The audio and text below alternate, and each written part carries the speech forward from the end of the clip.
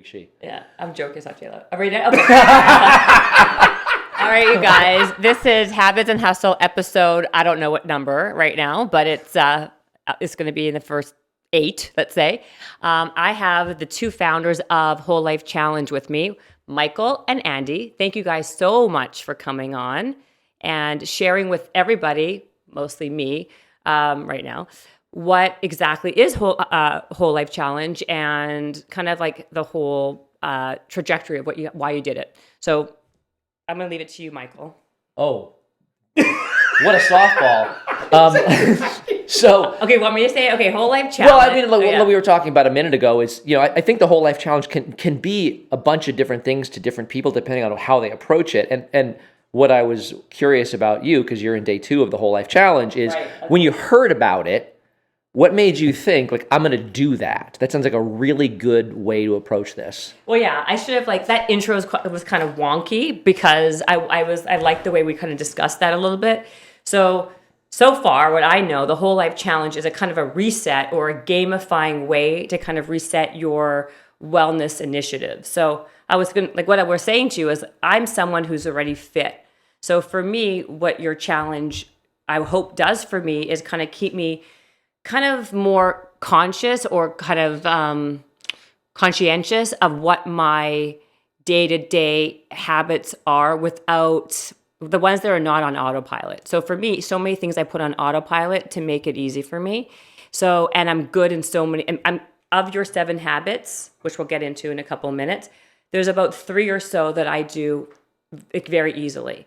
But there are 4 others, which we'll talk about, that are much more challenging. So I thought doing this Whole Life Challenge would kind of get me to be more accountable for those and kind of help me do those things on a more regular basis. Because what is wellness or how to take your health to the next level is to have a holistic approach and have all these 7 habits working together, correct? Yeah, and I think a lot of people come at this, and I think you laid it out perfectly, because a lot of people come to this saying, I need to lose weight. I want to get fit. And that's a really good reason to start, because it's a way into the world of your health and your well-being. But there are other people who are already fit, but they might be fit but not super healthy, and they might be unhealthy in other ways. They might be too stressed out. They might overtrain. They might be physically hurting themselves. They might not be getting enough sleep. There are a lot of ways that people can have a negative effect on their wellness. And what we found out, because we have a background in training people, Andy and I ran CrossFit Los Angeles together. Andy founded CrossFit Los Angeles back in 2004, and I came on board in 2006. And it took a lot for our clients really to find their way into being healthy and not just being fit the way CrossFit defined fitness, because that part was fun. But there were if they were at the gym for 5 hours, I don't know how many hours are in a week. It's something 140 something. There was 130 to 140 hours they were outside of the gym doing all of these things that could have a negative impact on their overall health. So one of the things that we discovered was if you start to pay attention to this kind of constellation of habits and your nutrition and your exercise and your mobility, which is some of the things we talked about in the gym. Yeah, let's just do this. No, I'm just going to say, because I think we keep on talking about these habits, and then we're not saying what the habits are. So number 1, it's exercise. Nutrition. Oh, nutrition is 1. Okay, exercise is 2. 3 would be sleep. Mobility. What are they? I didn't realize. Sorry, hold on. I didn't know they were in order. There's no order. That's right. So it's any order you want it to be. Okay, so let's not use the order. So far, I'm going to start again. Okay. It's exercise, nutrition, sleep, hydration, right? Mm-hmm. Mobility, different than exercise. Then there's well-being, and then the other one is reflection. Right. You got it. Right? Yep. So those are the 7.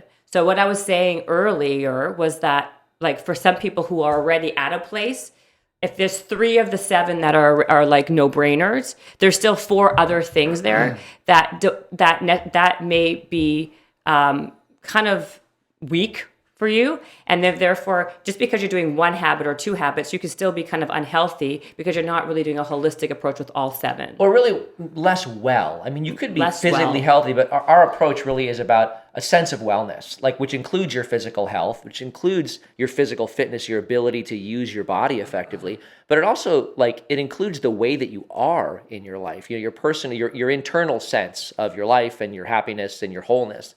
And Andy and I come from not just a sports background or a training background, but also a personal development background.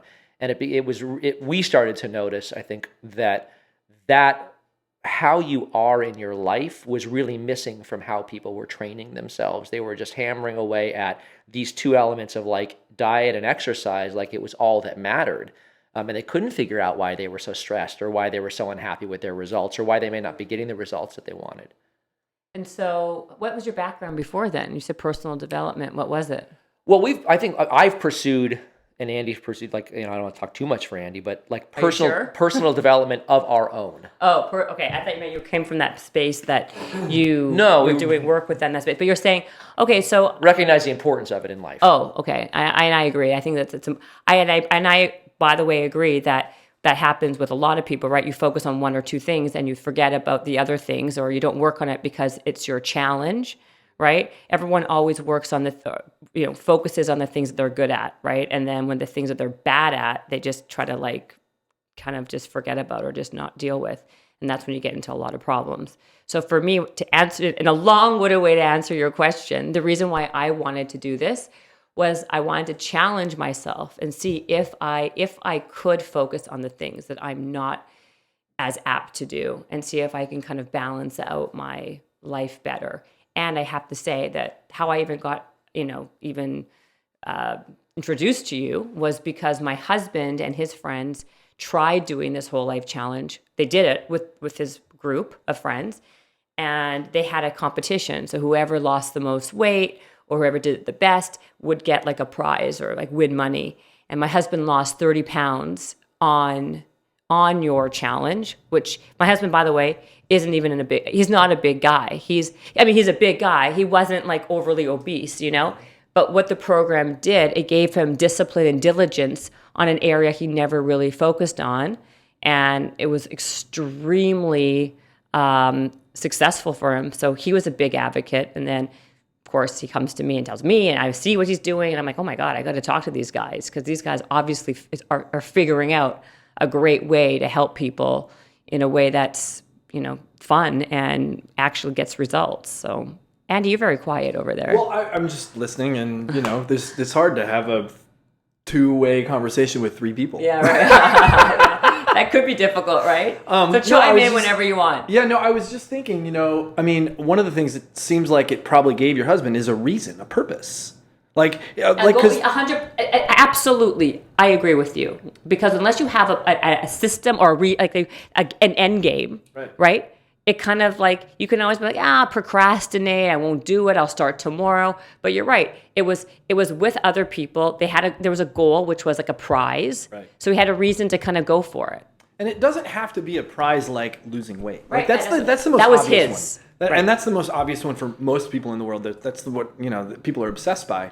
But what we've tried to do in the challenge is equivalate. Is that a word? Make all these things kind of equivalent, so that there's no we're not only focused on food. The problem with our culture is food is in front of us 3 to 5 times a day. So we see it all the time, where meditation is not in front of us 3 to 5 times a day. So what our intention is to create this thing that you're going to have 2 or 3 areas probably that you're already okay in, maybe, hopefully, to allow yourself to be challenged, because the human nature is to expand. We want to expand. People just want to expand. Why do people want to grow? They want to get better at something or do something. And very often it's hard to expand in things that you already feel like you're good in. I don't need more abs. I got 6 or 8. I don't have to. Lucky you. I don't have to do more sit-ups. Oh. But I still want to expand. There are other areas of my life that are important for me. Right. And what the Whole Life Challenge does is it gives me the opportunity to look at those other areas that affect my health and well-being that are not abs for me, or that are not weight loss for somebody that doesn't need to lose weight, that are things like how you treat yourself on the inside. Those are some of the well-being habits that we, like the golden hour that you're doing this week. Yeah, You know, exactly. those are different, and they bring out different sides of areas that affect your health and well-being. Yeah, that's well said. I couldn't have said it better myself. That was perfect because that's true. And I wanted to actually say to my husband, it wasn't even for him. He wasn't trying. It wasn't for him to lose weight. He wasn't trying to lose 30 pounds. That actually was just the byproduct of what happened. It was that because the journaling really helps because once you write things down, you're accountable, right? And it keeps you more in the moment and present of what you did that day. But I think with anything, and I actually agree. I don't think in all of this, at the end of the day, as we get older or whatever, like it's not about getting a six pack so much. It's really about like having a balanced, healthy life and in lots of areas. And I think that like the byproduct, if you do all these 7 habits diligently, right, and build true habits and routines and rituals that are like that, that will be the byproduct, right? You will physically look better. Well, and I think someone might say, well, so these are these 7 habits. Great, thanks for telling me. Now I'll just go do them on my own. And the reality is, yeah, people have come to us for years and say, why do I need you? I can do it on my own. I say, if you can do it on your own, you don't need me. And that's absolutely true. But what most people find is it's not that they can't, but it's difficult. Yeah. The whole life challenge, like you said at the beginning, it's a game, and being offered to do this in the framework of a game is it's a service we offer. Like we facilitate this ability to play with it in your life and to have a game and to actually have a short-term reason. Like I'm just going to do this today because I can earn a series of points to do it for no other reason than just to play a game. And you'll find that by playing this game, you'll start to get the results that you've always wanted to get, that you've been trying to get because you don't like yourself or you don't like the way that you look. And those tend to be less productive ways of going about it. And I know, your husband he's a bit competitive. And A little. And that helped. Slightly. And that helped him. It did. And for people who are competitive, that's a good reason to play a game. But I would say that it would help him the first time he plays, and it might help him the second time he plays. But as you get further along in the path of like looking at your health and well-being, you get less influenced by points. Like he's not going to care if he does every challenge. Let's say for the next year, he's not going to care so much by the 4th challenge. Lose 30 pounds is not going to matter because he doesn't have more weight to really lose. Right. And the points become like, well, that's fun and all, but I really am interested in my own internal shifts and the points. So then you become less interested in getting a perfect score or the points and more interested in, am I doing the things that make me happy?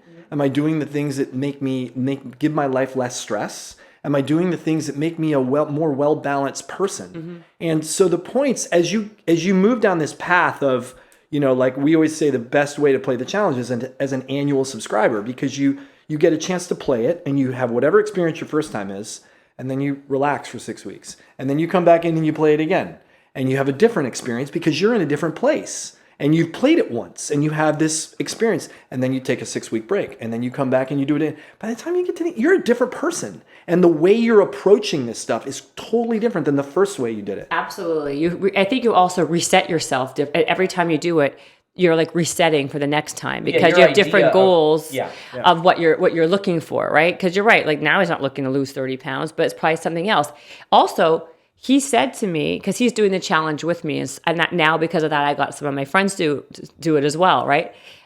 It's different. He says it's different this time than it was last time. So are you guys tweaking the program every time? I think it's more what Andy's saying. I don't think, the well-being practices are always different. That's what I'm talking. The well-being, I guess it's the well-being. So the idea of well-being practices are interesting because, we don't tell people what exercise to do. We just say you need to exercise for at least 10 minutes every day. Do whatever feels right for you. If it's Pilates or yoga or CrossFit or running, you can do anything. I was surprised by that part, that it's just 10 minutes a day. Well, so we can talk about that too. Okay. The idea with the whole life challenge is that we're trying to build into your life the ability to address these things every day. Okay. You're not going to be able to do a full out effort on every single habit necessarily every day. But if you find yourself like losing touch with a certain habit in your day, you can say, look, I'm going to set aside 10 minutes. I'm going to do something. Right. It really is just to keep it present and in front of you.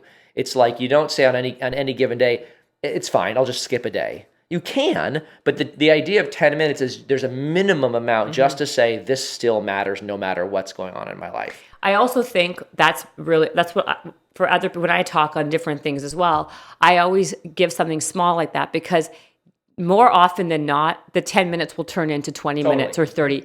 It's that initial motivation to start something that's the hard thing, right? So if you start off by saying, just give me 10 minutes, 5 minutes, people feel it's doable. It's not overwhelming, right? I used to start my CrossFit workouts that way. So back in the old days when nobody was really doing CrossFit, and I'd walk in the gym by myself and nobody be in there, and I'm like, God, do I really feel like doing this? I knew what I was gonna encounter. Like, it was gonna be hard. And I would say, you know what? Just take 5 minutes and warm up and do the first little bit of the workout as a warm up. And if you still feel like crap in 5 minutes, then just bag it. Yeah. You don't have to do it, but you got your 5 minutes in, right? Right. 9 times out of 10, I mean, I would have a fantastic workout. Best workout of exactly. 100%. Like, it'd be phenomenal. But I would like mentally trick myself. Like, and I knew I was doing it and it still worked. It still was works. Crazy. Yeah. I say that all the time. It's like mental tricks to get you to do something. But that funny thing is, even though you're doing it, it doesn't matter. You still do it. Well, it's because you've given yourself this out. Yeah. You're like, I can quit anytime I want, and that's okay. That's true. Right. You don't feel that obligation. Everyone hates that feeling of obligation. Right. But it takes also 21 days to build a habit, right? So they say. And I was going to say, that's what they say. I don't think it takes 21 days. Personally, in my opinion, it takes way longer than that, right?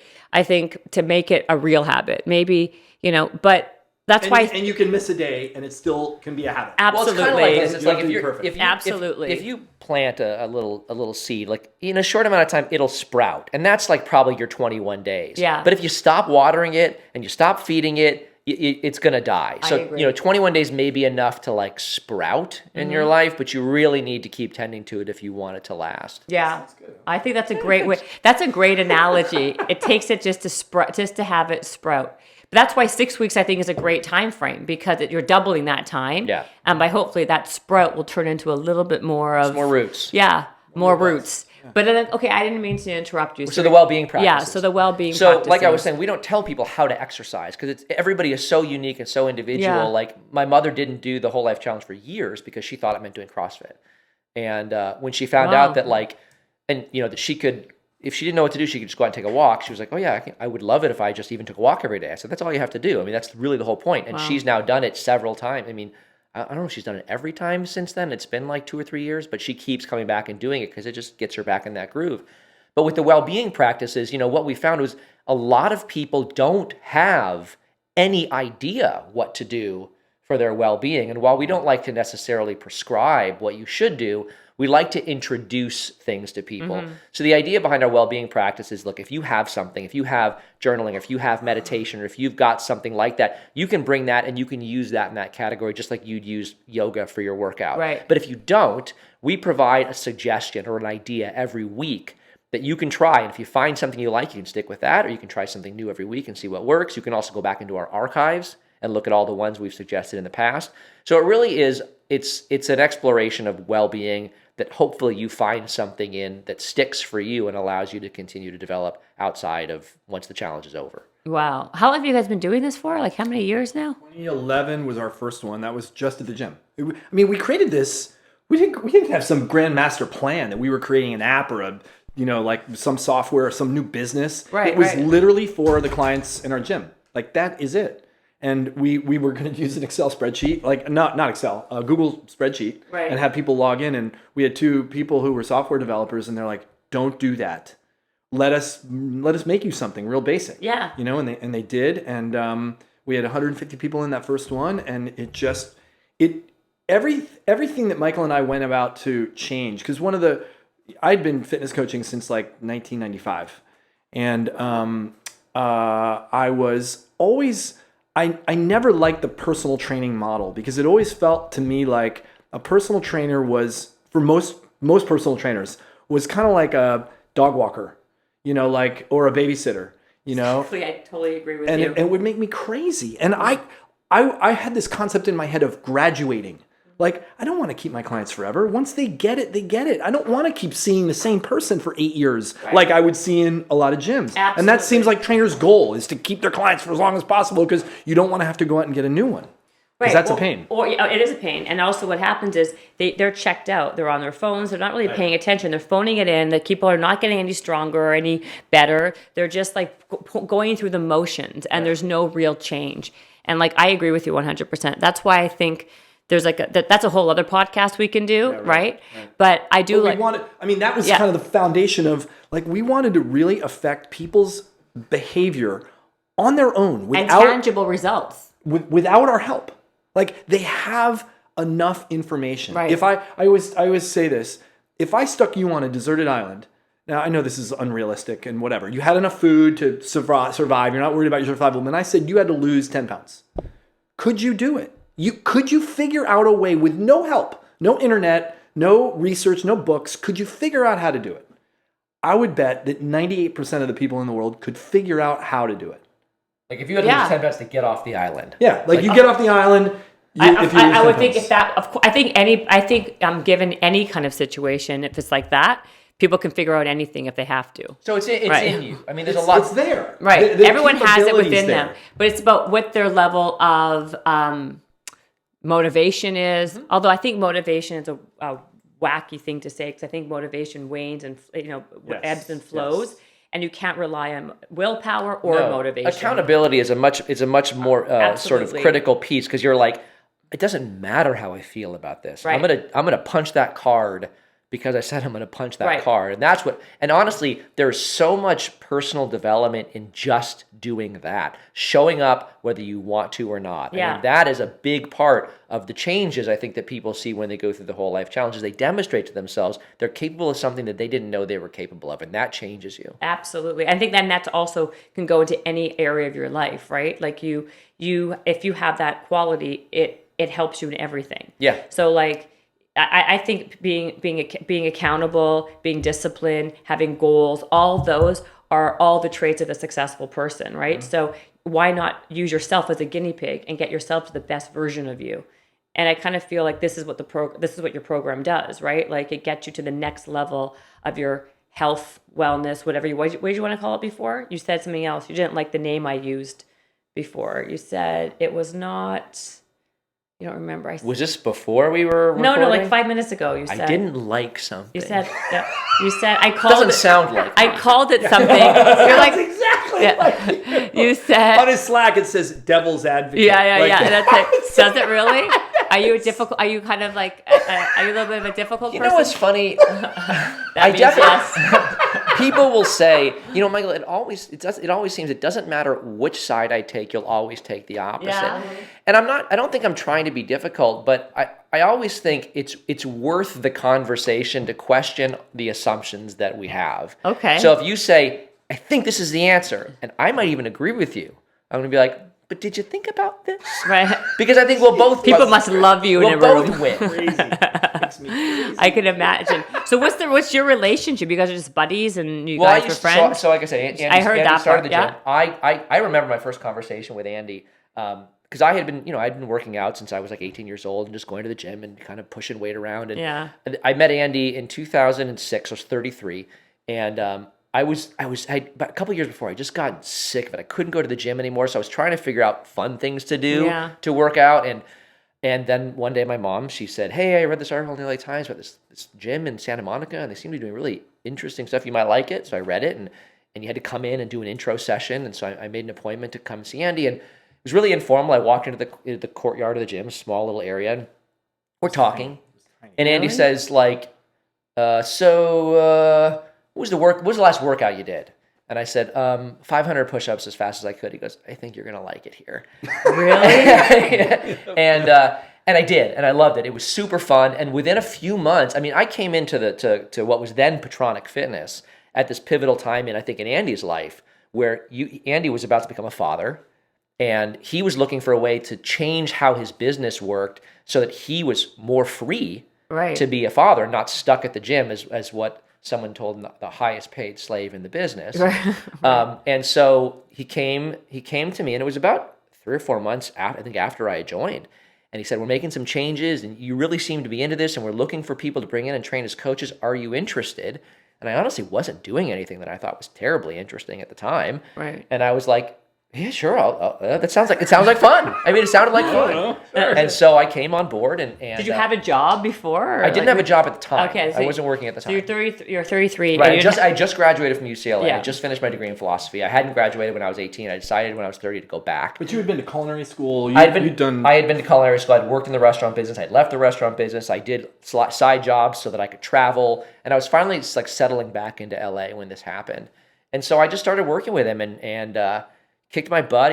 He trained me to be a coach. He had a really good coach, some coaches there, namely this one woman, Becca, who also works for our company now. And they both kicked my butt into shape, like both physically and like as a coach. Yeah, like mentally or yeah. Well, there's a lot of things you got to get past in yourself if you're going to be an effective coach. You can't be so arrogant all the time. And I had an arrogant streak. No. You don't say. And so It's a therapy appointment. so we exactly. so we worked We have a couch over there if you want to. So we worked together for years, Right. And we moved gyms. The gym grew. Becca left. I moved into the general manager position at the gym, and Andy actually went through a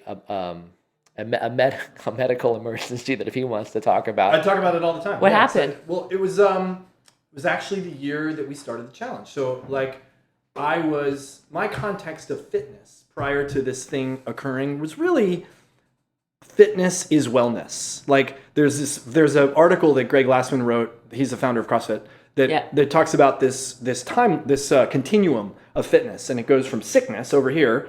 Fitness is at the top, and then wellness. It's like super fitness is over here, and that's equivalent to wellness.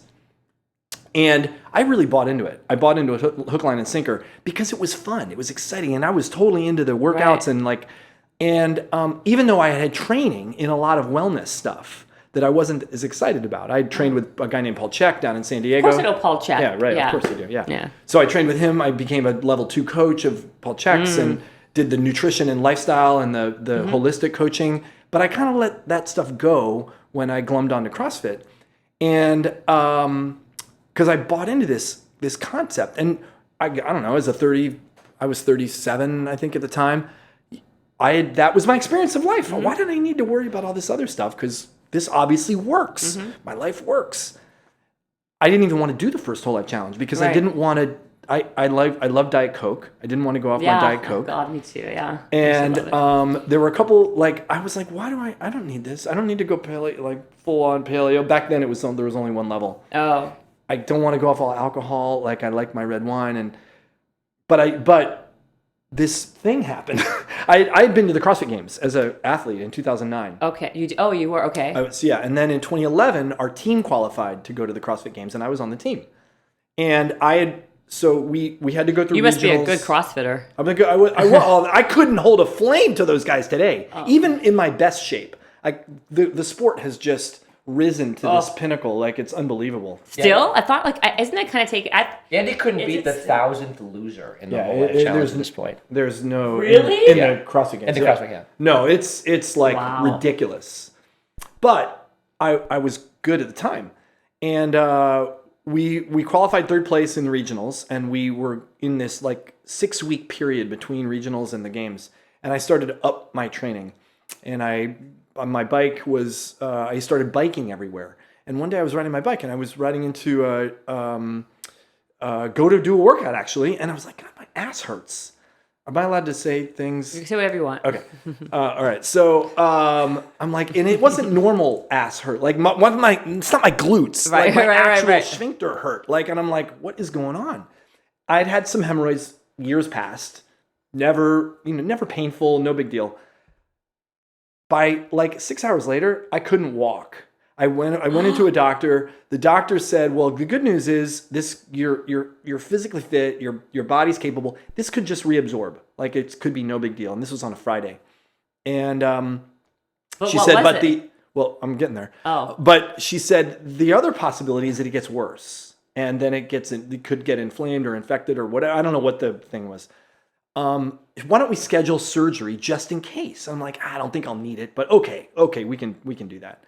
And it was for Tuesday, and I I remember thinking, I don't know how I'm going. It was Friday night at like 2 a.m. Couldn't sleep, I couldn't do anything. And I thought, I'm not going to make it to Tuesday. I called the doctor. Wow. I called the doctor like probably 8 times over that weekend. Like, we have to move the surgery up. We have to move the surgery up. I can't make it. Crying. I was crying. Like, unbelievable. So I had the surgery. Yeah. I figured as And much. then I was out for 6 weeks. I couldn't really, I couldn't barely get myself from the bed to the bathroom. I mean, it was horrible. And it had a big impact. I mean, it had a big impact on my thinking about who I am and what I'm capable of, and whether suddenly I had this impenetrable man of steel. Like, it's not so impenetrable, right? Like, and what's going on here? And I'm getting older, and what am I not seeing? What am I not looking at that I could be looking at? And it was really a pivotal event. I mean, I don't know if I would say that I thought it was pivotal at the moment, but I look back and it was between the very first whole life challenge and the very second whole life challenge, and it was just like, He didn't go to the games. no, didn't go to the yeah, I couldn't. I figured as went. much. I did go, but I was. But what was it? The actual... It was a hemorrhoid. It was a hemorrhoid. Internal hemorrhoid, and it had abscessed or whatever they call it. And yeah. And so all of a sudden, Andy just stopped showing up at the gym. It was like done. He was gone. So I was like, I guess I run the gym now. And so for like No the way. next 4 to 6 weeks, I just took over. And he came back. He was like, "Great, I like this." He's like, "You're the Keep boss. doing it. You're the boss now."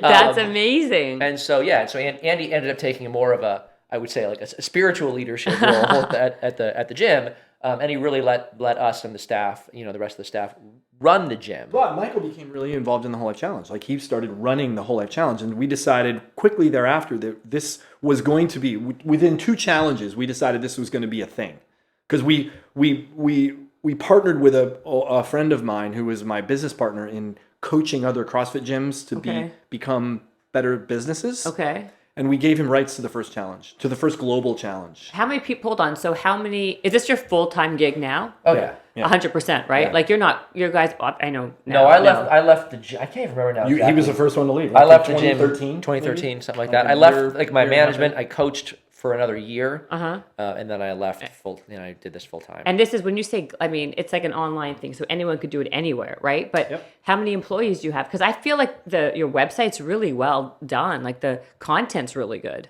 We only have 12 of us.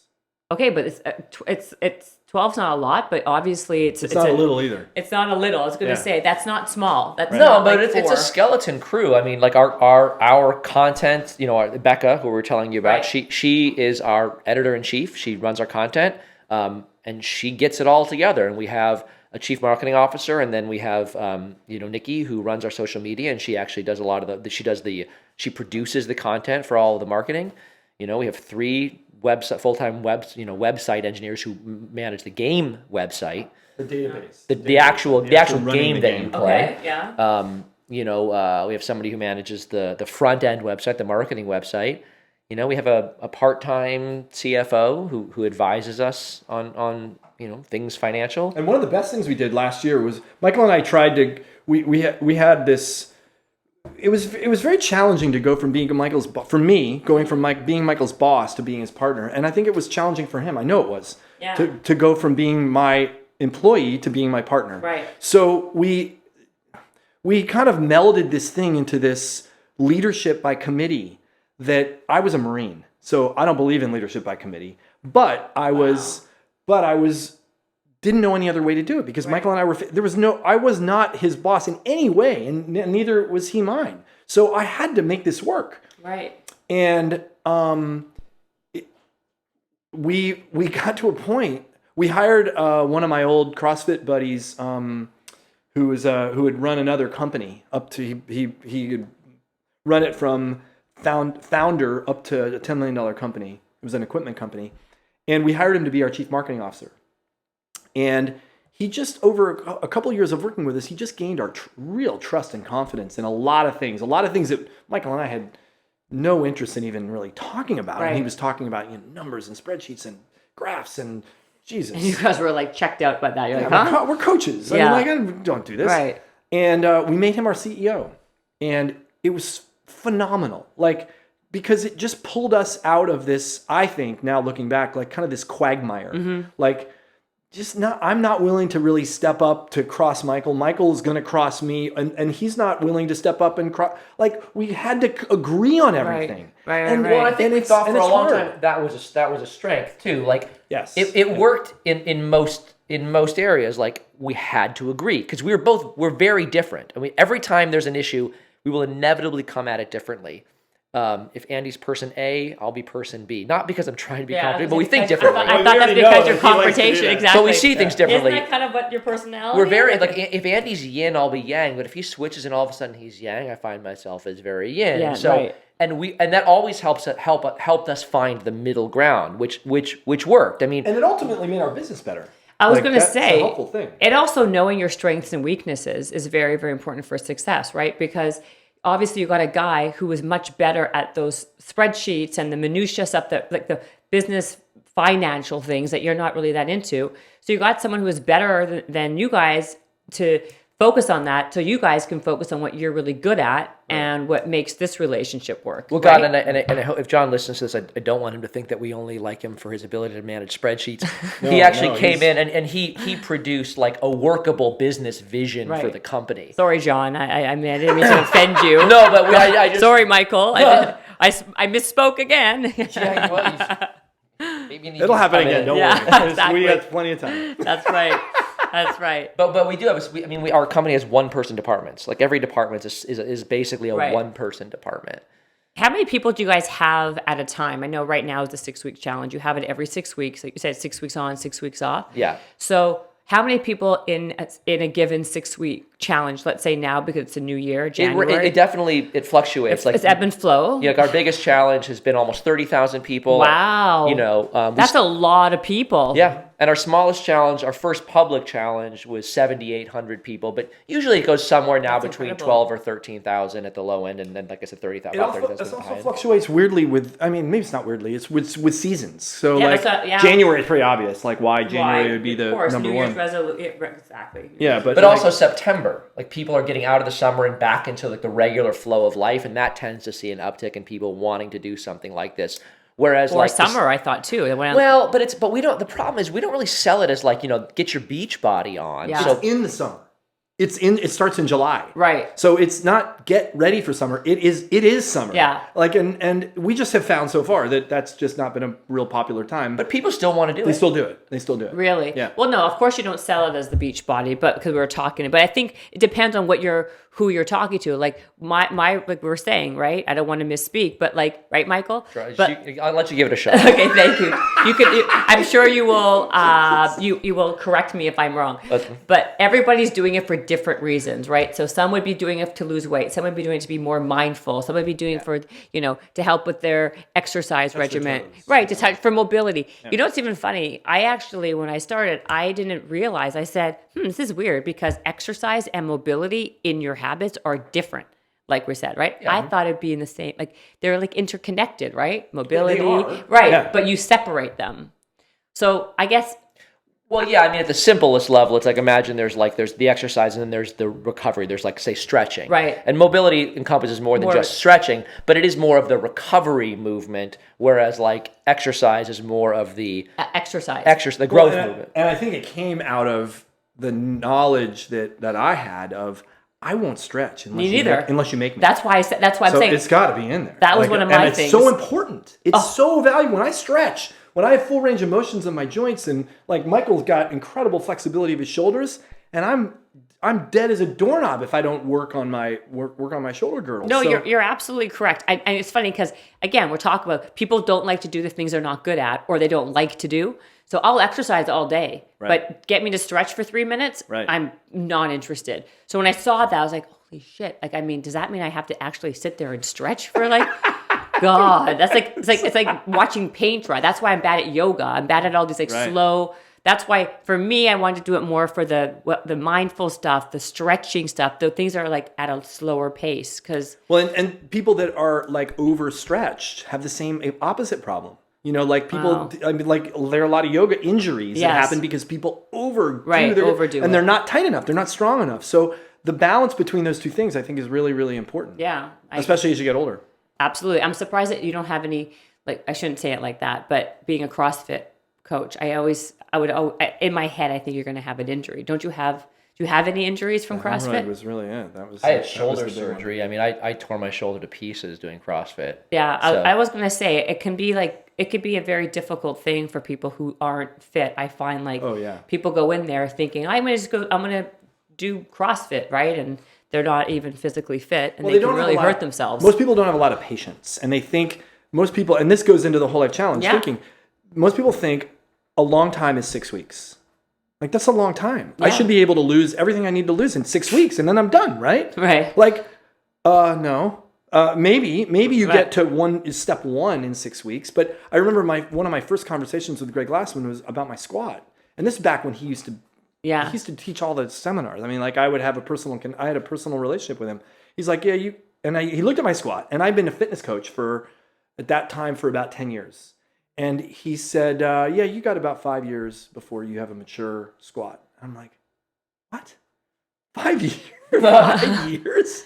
Like, I thought he was crazy. Yeah, wow. And now I'm like, I still don't really have what I would think is a really mature squat. 100% true. I agree with you. Like, when I squat and I go with someone who's like a CrossFit person or whoever it is, I look like I'm not squatting properly. You got to get really low. Yeah. It's really hard to do a proper CrossFit squat. That in itself is difficult. Well, just like think of like, we've lost that ability. Like, look at kids. Kids can just squat. Because of mobility. It's all about the mobility. And they haven't lost it yet. They haven't lost it. Exactly. But as soon as we start sitting in chairs and sitting on toilets, we don't have to do that anymore. Right. Our range of motion becomes 50% of what we thought. Between like kindergarten and fourth grade or third grade, you'll start to see kids really lose that ability because they're not running around playing as much anymore. They're not sitting on the floor anymore. They're not sitting in desks at school. And everything just starts to tighten up and shorten. It's the beginning of a long road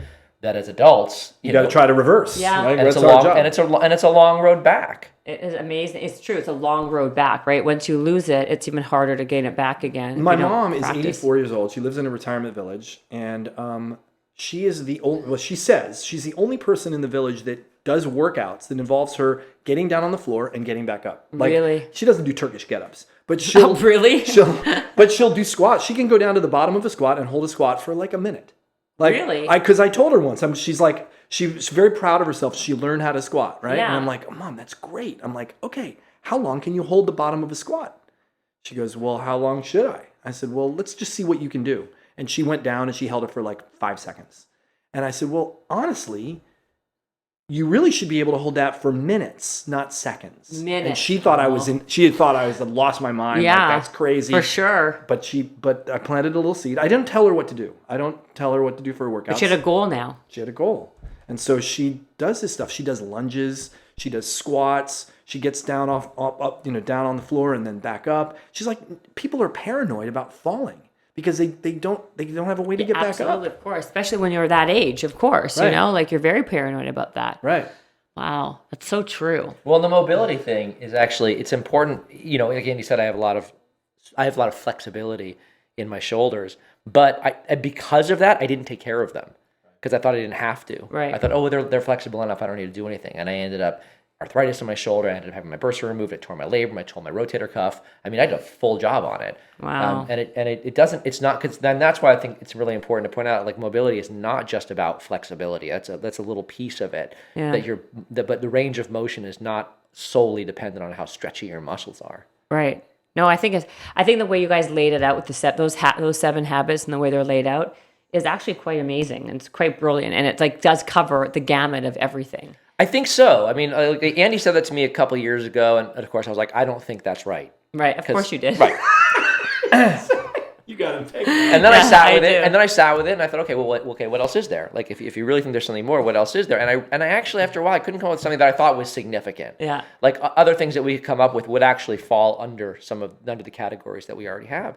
And we really think there's a synergy if you do all of these 7 habits. Right. It's like nutrition is obviously going to affect your exercise positively, and exercise and mobility are going to affect each other, and they're both going to affect your ability to sleep and be pain free. And then sleep's going to improve all that, and nutrition and sleep work together, and then your well being and your hydrate. I mean, all of this stuff actually does more together than any of them can do by themselves.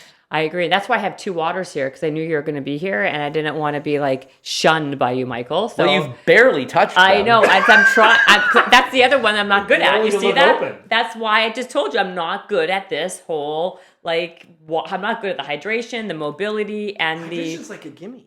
I hate water. I gotta think, force myself. I actually, honestly, of all of the 7 habits, hydration is the hardest one for me. Really? Very Yeah, difficult. just remembering to Remember, yeah. because I can like I can get into work, and the next thing you know, it's like 3 hours later. Yeah. And I've been sitting on a stool for 3 hours. To drink your coffee? No, I don't forget that. So Right, I agree. but I That's a also good start point. every day. I mean, before I have a cup of coffee, I have a tall glass of water, Right. and I have like a Me green, too. I have a green powder that I mix with water also. So I have 24 ounces of water before I have coffee. But That's if what I'm I not do. really conscious of it, that's like the last water I'll drink in the day. That's why I trick myself. I don't let myself to leave my bedroom until I have 16 ounces of water.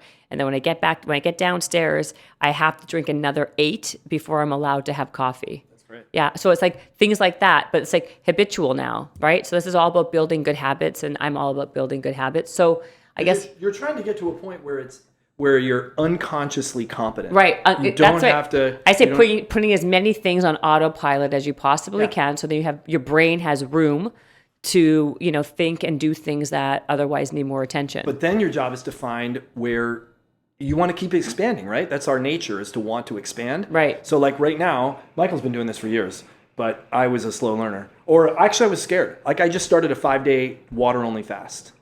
Today's day 1, and I walked into your house, into this place. I don't know if you even know if this is your house, but I walked in. It's my house. And it was like chocolate chip cookies. They're I mean, I smell everything. They're not and I'm chocolate chip starving. cookies. They're But turkey burgers. I don't know what it was, but I'm like, I gotta eat something. Like, That's driving me hilarious. nuts. First of all, you're smelling turkey burgers, and that's why you're so hungry, because it's Yes. water diet. I know. That Like for 5 days. Right. But it's the next. It's For me, it's appropriate. Like because I've been doing a lot of stuff, and I But need why are you something. doing a walk? This is the whole other conversation. That's a much longer. That's a whole other thing. Yeah, it's like a health. There are a lot of health benefits to fasting. There's a lot of. I know that- I want to separate my mind from the idea that I need food. And if you Are go you back, doing intermittent fasting and all that stuff? I've done intermittent fasting. Yeah. Do you think But, it works for you? Did it work for you? I mean, yeah. I mean, it works. I mean, like I find that I don't really need breakfast. Like that's an odd thing because I used to be Right. tied to breakfast. Because I had to have breakfast. It's all people's psychology, right? We were told for so many years that breakfast is the most important meal of the day. yeah. And now they're saying it doesn't matter. It's like it's all like, and then in a year from now, it's going to be the most important breakfast. It's to help to spark or like fuel your metabolism. Well, one of the that's just. I mean, that we know. There's no such thing as that thing. know, like your but it- metabolism's a machine I that know. cranks if you like put like fuel into Right. it. Even if you don't, though, like if you think back, and like the example of our caveman times, or even if a couple hundred years ago, if you were out and you were not in a city and you were not in an industrialized, agriculturally based place, food wasn't just readily available. Right. Like it was oh, there's food today. Right. Oh, cool, I can eat. So like this whole modern idea that food is just available wherever we are. There's a laziness. Right, There's just a given that it's just here. We just become like, I want to kind of see if I can detach from that. Right. Like for a short period of We time. were talking this morning, and Andy started last night after dinner, and he calling me. He's like, did you like put vinegar in your water? I mean, like, I need something. he was already like, he really hadn't missed a meal yet. Oh my And- gosh. He was already, Because I intermittent fast, so I'm used to making it at least to lunch. Right. And that's where I was, but my brain was thinking about the next 4 days. Right. How am I going to do this? Right. Like, this is insane. And so one of the things I told him, I said, look, because I've gone as long as 7 days, and one of the things, the most I got out of that fast was, holy cow, I was so wrong about how much food I need on a regular Right. basis. I mean, look, I wouldn't. I'm not just saying anybody should just jump into a fast. I was also a very healthy person when I started it, Right. but I didn't lose any weight. I mean, it didn't affect me in that way. You didn't lose any weight? No. I exercised throughout the entire time. I didn't do full scale like hardcore weightlifting. So wait, so what were you doing? You were having I had a cup of coffee. I had coffee in the morning, and I would drink water throughout the day. So you just had water for 7 days. Yeah. You didn't lose a pound. No. And you exercise. How did you have any energy? Because our so it'd be funny if we had this mechanism that we have that stores fat and then didn't like rely on it when you needed it. I mean, fat. We use our fat stores when we don't have food. Right. It's the food that we carry. I've probably, even though I'm a relatively lean guy, I probably still have enough fat to last for 30 days without food. So going for 7 days is like, you're really not. I'm not even like breaking the surface of what I could survive. Right, but you have to crank that part of your metabolism up. Like it's not your body's not going to access your stored fat if you're giving it fuel all the time. No, absolutely. But it's I'm going to saying use that fuel. I'm just saying to like sort of having your brain function for 7 days without any food, any calories, any energy, just water. Your brain functions on ketones. Yeah. Well, that's what they say, right? Keep the whole diet. That's why that diet. Right. Is So your huge. brain needs either glucose or ketones. Right. If you don't give it glucose, you're not going to get ketones right away unless you've already been on a ketogenic diet. Yeah.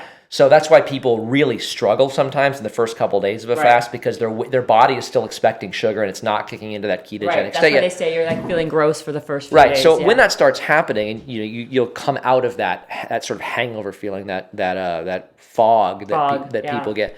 And for some people, it's easier than others. I mean, some people are more wired for it. Some people are more ready for it.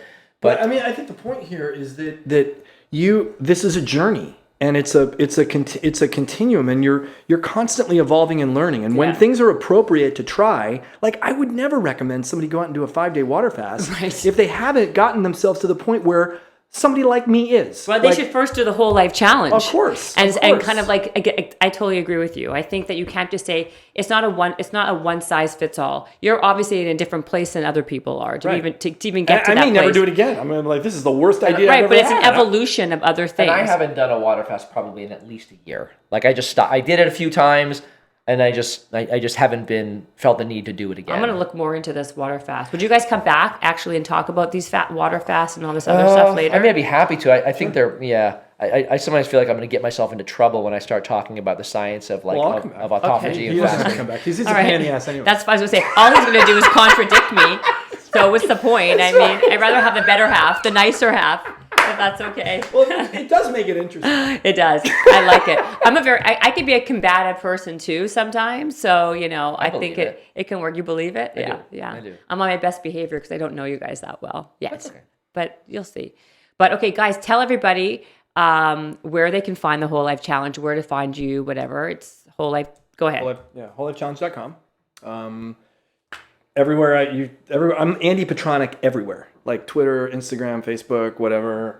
That's the easiest way to find me. Same for me. Michael Stanwyck everywhere. I try to keep it simple. Not Andy Petranek. I'm not for me. No. I am my name. Yeah. The Whole Life Challenge starts 4 times a year. So we just, as we're recording this, we're just now 2 days into the New Year's challenge. We start again in April, and then in July, and then again in September. One of our actual development projects for this year is to start to consider developing a product that people can engage with between challenges and use year round. So this doesn't only be something that you missed by a week. Yeah, that's a good idea. Yeah. But then it also gives it gives people something to look forward to, right? Sure. Yeah. And there are benefits to both, and so it's been a very sketchy conversation for us. Like, and a lot of people don't want to wait to start the project of their health and well-being, right. and it's like procrastinating. And people are always looking for something. They go, oh, should I try the Whole Life Challenge? Oh, it doesn't start for 8 more weeks. I'll just go do something else. That's true. You're missing maybe a certain amount of people. Yeah. But we could talk about it, or you could let me know what you decide. And either which way, I think you have a lot of people on the program. Yeah. I think I want to tell you how it worked for me, and then I know I'm curious myself. And like, why don't we try to do some kind of like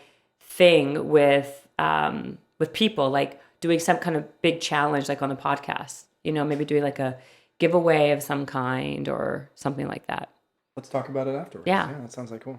All right, cool. Well, Thank you so much. Whole Life Challenge, guys. Check it out. WholeLifeChallenge.com. These guys are great. Thank you so much for coming on. Even you, Michael, you're Thanks. a pleasure. I appreciate it.